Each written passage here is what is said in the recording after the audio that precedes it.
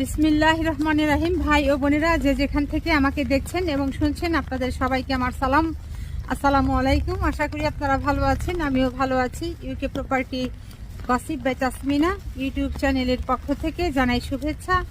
আজ জানুয়ারি মাসের 26 তারিখ রবিবার 2025।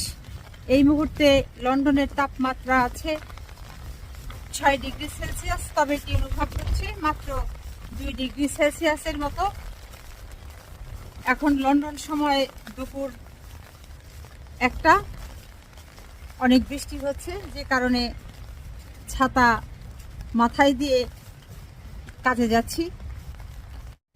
আপনাদের সাথে আজ আমি যে বিষয়টি নিয়ে কথা বলতে চাচ্ছি সেটা হলো যে ব্রিটিশ পুলিশ 20,000 পাউন্ড পুরস্কার ঘোষণা করেছে যদি কেউ এই মা এবং বাবা এদের উভয়কে খুঁজে বের করতে পারেন, অথবা এদের দুজনের যে কোনো একজনকে যদি কেউ খুঁজে বের করতে পারেন, সেক্ষেত্রে 20,000 পাউন্ড তাকে পুরস্কার দেওয়া হবে।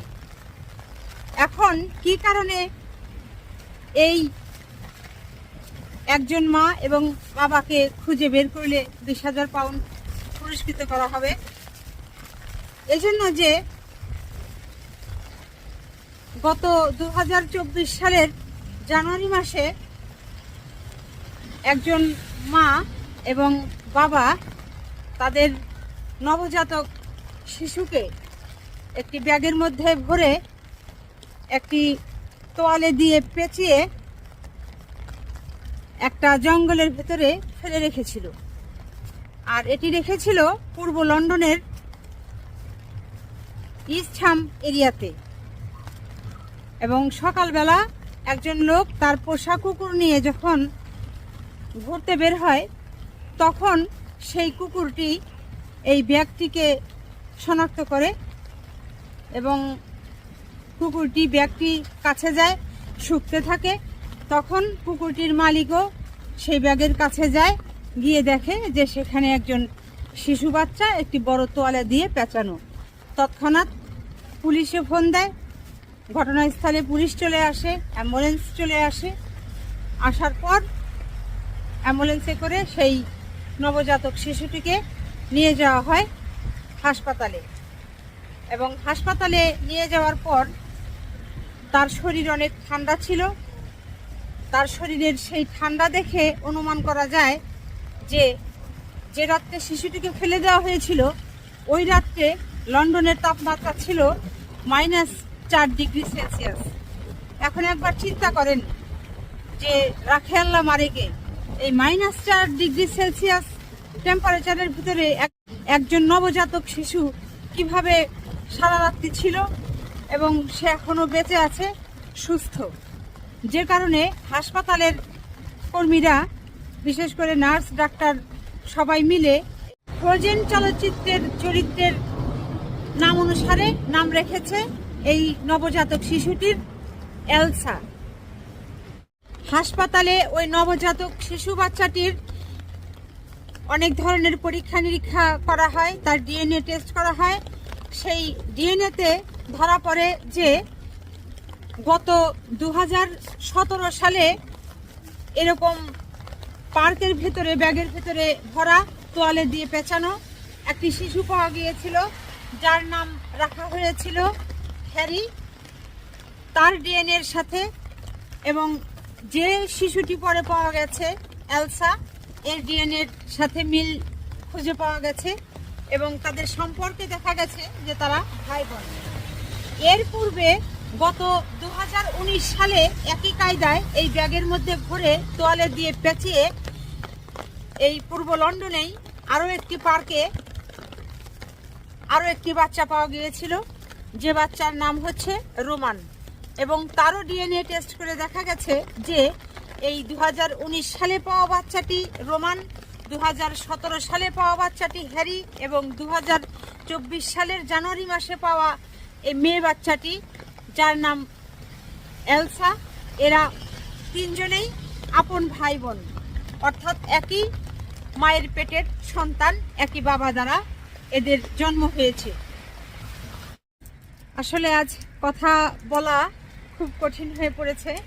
বৃষ্টি তো আছেই, সাথে মাঝে মাঝে এমন দমকা হাওয়া আসে যে ছাতা উড়িয়ে নিয়ে যেতে চায় আমাকে সহকারে। যুক্তরাজ্য ভিত্তিক বেশ কয়েকটি সংবাদপত্রে এই খবরটি প্রকাশ করা হয়েছে। এই খবরটি যখন আমি প্রথমে পড়লাম, আমি আসলে খুব অবাক হয়েছিলাম, খুব খারাপ লেগেছিল যে কত মা বাবা এই পৃথিবীতে আছেন যে একটি সন্তানের জন্য তাদের কত হাহাকার। আর এই যুক্তরাজ্যের মতো একটি জায়গায়, ইংল্যান্ডের মতো একটি জায়গায়, তাও আবার এই লন্ডন শহরে একটি নয় দুটি নয় 3টি বাচ্চাকে এই দম্পতি কিভাবে মানে নির্দয় নিষ্ঠুরের মতো রাস্তার মধ্যে বন জঙ্গলের ভিতরে এই তোয়ালে দিয়ে পেঁচিয়ে ফেলে দেয়, এটি তো ভাবতেও অবাক লাগে। এই শিশু বাচ্চার প্রতি কেন মানুষ এরকম কঠিন কঠোর আচরণ করতে পারে? যা হোক, আগামী এপ্রিল মাস 2025 পর্যন্ত যদি কেউ এই নবজাতক শিশু বাচ্চাদের মা বাবাকে ধরিয়ে দিতে পারেন, তাহলে 20,000 পাউন্ড তাদেরকে কিংবা তাকে পুরস্কৃত করা হবে, এই হচ্ছে কথা। আর এই ধরনের ঘটনা যেন পৃথিবীর কোথাও না ঘটে, সেটি কামনা থাকবে।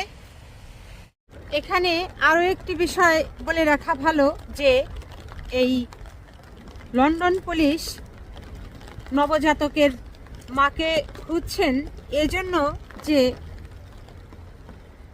মায়েরা শিশু জন্ম দেবার পর দেখা যায় যে তাদের মানসিক অনেক সমস্যার সৃষ্টি হয় কিংবা শারীরিক অনেক সমস্যার সৃষ্টি হয়, শারীরিক অনেক জটিলতার সৃষ্টি হয়। তো সেই নবজাতকের মায়ের স্বাস্থ্য ঠিক আছে কিনা, শারীরিক স্বাস্থ্য ঠিক আছে কিনা, মানসিক স্বাস্থ্য ঠিক আছে কিনা, এই সমস্ত বিষয়ে খুব উদ্বিগ্ন আছে, যে কারণে এই নবজাতকের মাকে খোঁজা হচ্ছে, খোঁজ করবার চেষ্টা করা হচ্ছে। যা হোক, কথা আজ আর বাড়াচ্ছি না। সবাই ভালো থাকবেন, সুস্থ থাকবেন এবং আমার জন্য দোয়া করবেন। আমার এই চ্যানেলটিতে লাইক, কমেন্ট, শেয়ার এবং সাবস্ক্রাইব করবেন। আসসালামু আলাইকুম, আল্লাহ হাফেজ।